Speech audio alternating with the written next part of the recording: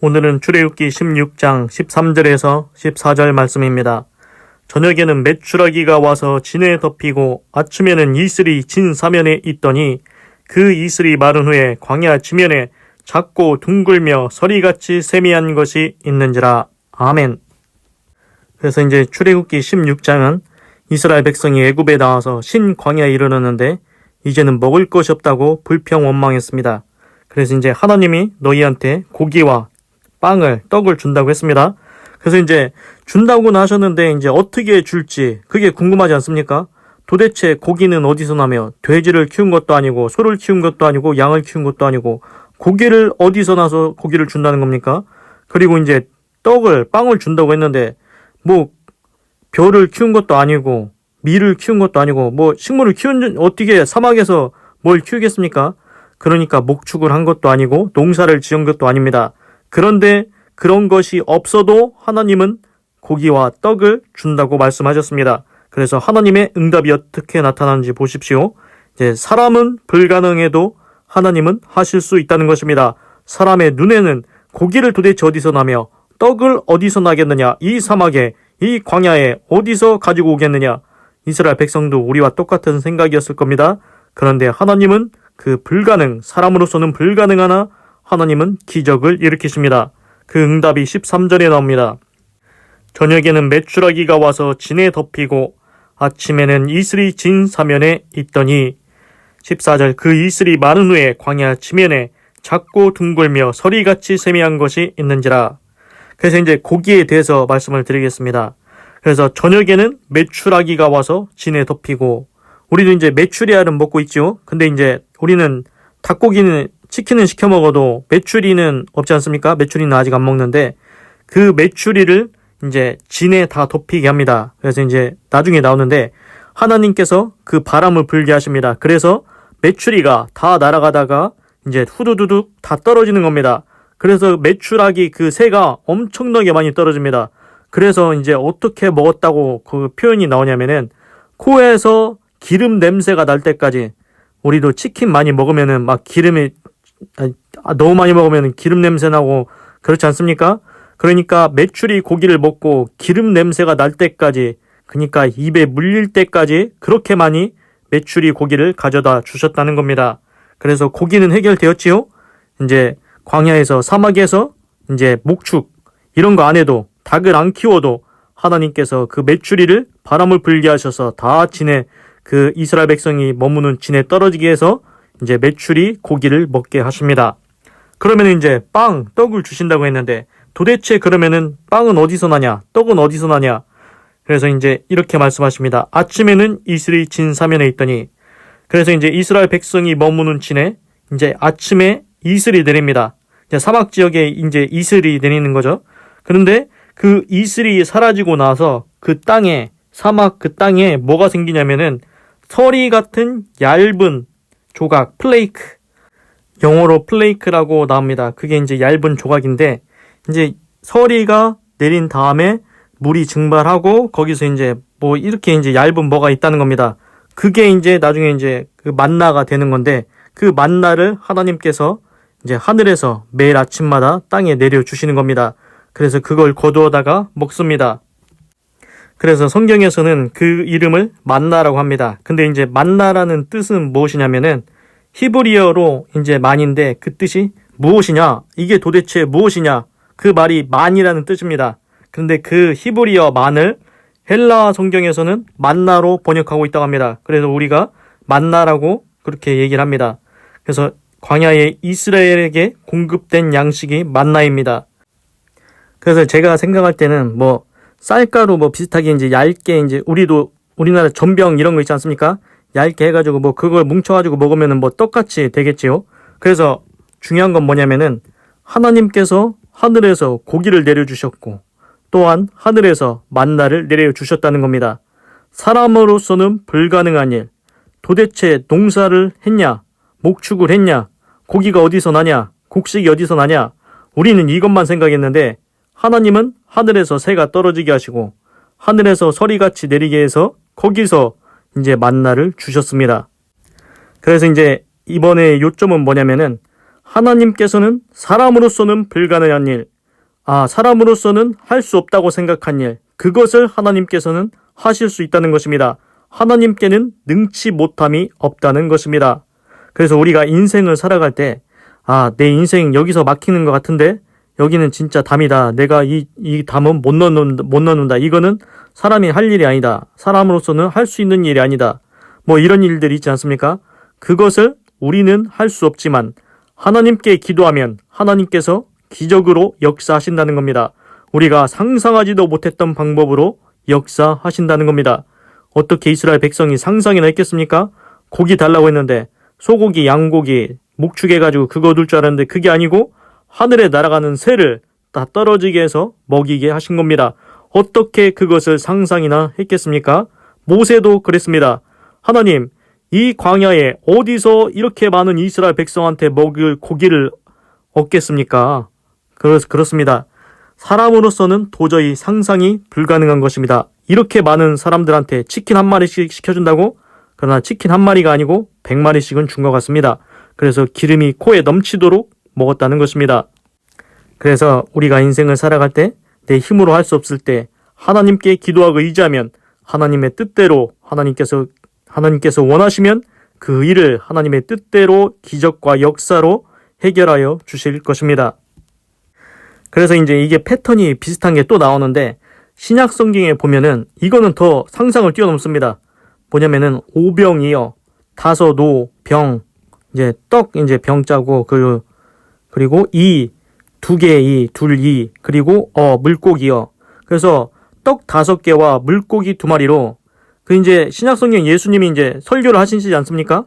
복음을 전파하시고 귀신을 내어쫓고 병을 고치시고 이제 말씀을 전파하시는데 천국 복음을 얘기하실 때 이제 사람들이 이제 그걸 듣다가 이제 도시락도 안 싸우고 너무 배가 고픈 겁니다. 그 며칠을 그렇게 있었는데 그래서 이 사람들 이렇게 가다가는 굶어서 기진해서 죽는다. 그래서 먹을 것을 너희들이 나눠 주어라 했더니 이제 어떤 소년인가 이제 도시락이 있는 겁니다. 떡 5개, 물고기 2마리인가? 그래서 그거를 이제 가져다가 이제 예수님이 축사하시고 희한합니다. 이게 핵심인 것 같습니다. 축사. 하나님께서 거기에 축사하시고 떡을 떼어줍니다. 그런데 떡을 떼어주면 또 떡이 생기고 떡을 떼어주면 또 떡이 생기고 그리고 물고기를 나눠주면 또 물고기가 또 생기고 그렇게 해서 그 엄청나게 많은 사람을 다 먹이고서도 좀 남았다고 합니다. 그래서 이제 오병이어 그게 한 번만 있었던 게 아니고 그 다음에 성경 조금 더 가면은 7병이어가 나옵니다. 이번에는 떡 7개, 물고기 2마리로 5,000명인가를 먹이시고 12광줄인가가 남았다고 합니다. 그래서 이게 2번이나 보여줬다는 것은 이건 우연이 아니다. 꾸며낸 이야기가 아니다. 예수님께서는 그걸 축사하시고 그 떡 5개, 물고기 2마리 그리고 떡 7개, 물고기 2마리로 많은 사람을 다 먹이실 수 있다는 겁니다. 사람으로서는 상상을 할 수 없지요. 그 출애굽기 16장에서 방금 보신 것처럼 하늘에서 새가 떨어져서 먹는다? 그건 어느 정도 이해가 됩니다. 새가 떨어져서 먹을 수 있죠. 그리고 또 이제 아침에 서리 같은 게 내려서 이제 그걸 먹을 수 있다. 이것도 좀 머리로 어느 정도 이해가 됩니다. 그런데 신약 성경에 와서는 이 상상을 초월하는 머리로 도저히 이해가 안 되는 그런 일들을 행하십니다.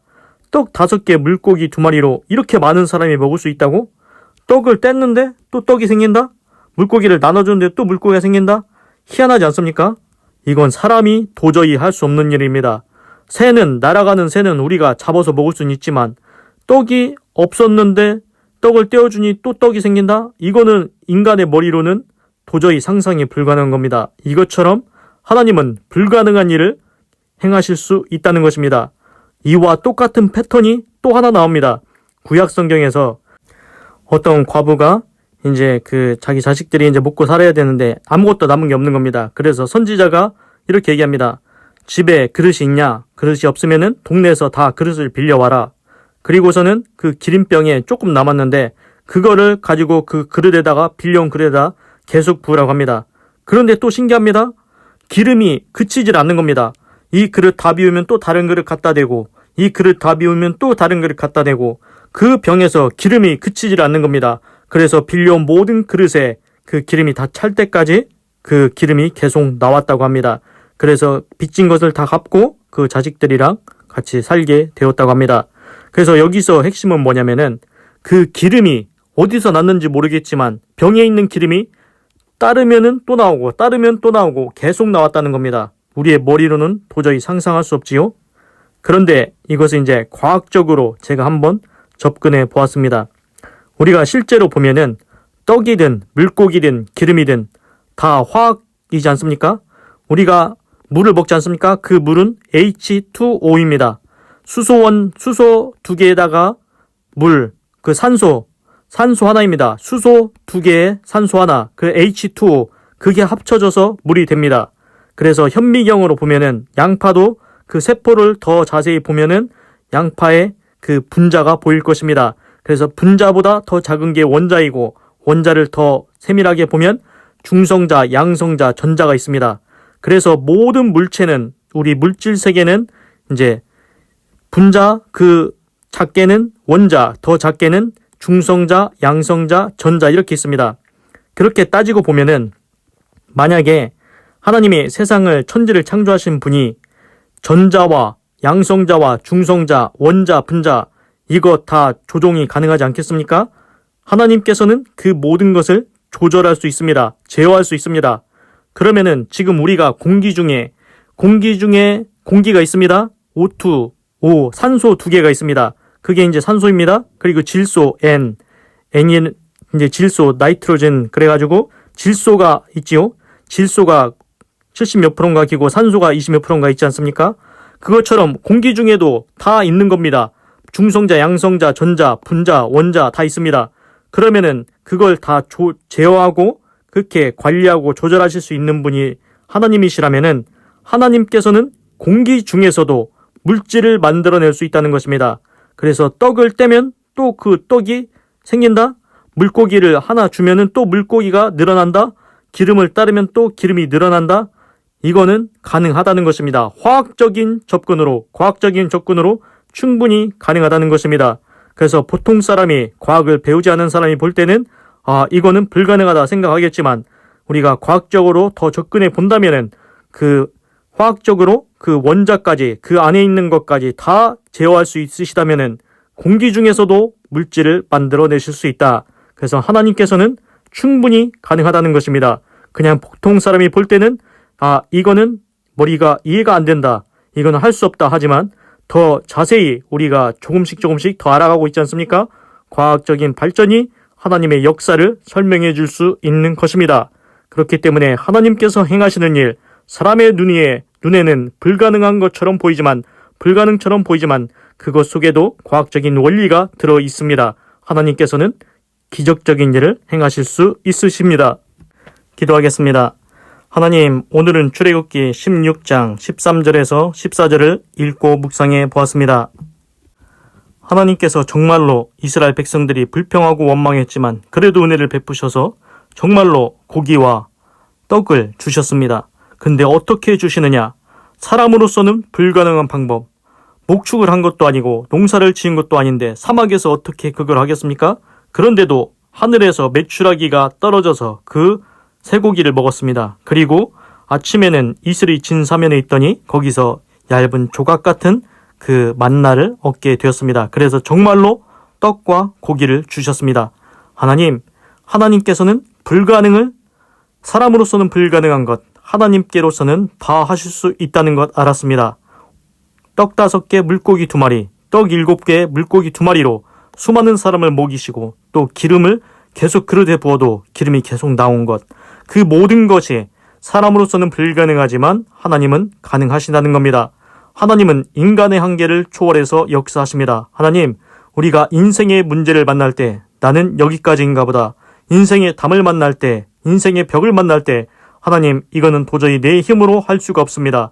하나님께 맡기고 기도하면 하나님께서 원하시는 뜻이라면은 하나님의 뜻대로 기적과 역사를 일으켜 주셔서 모든 일들이 하나님의 뜻대로 아름답게 해결되게 하시고 하나님께 큰 영광이 되게 하여 주시옵소서.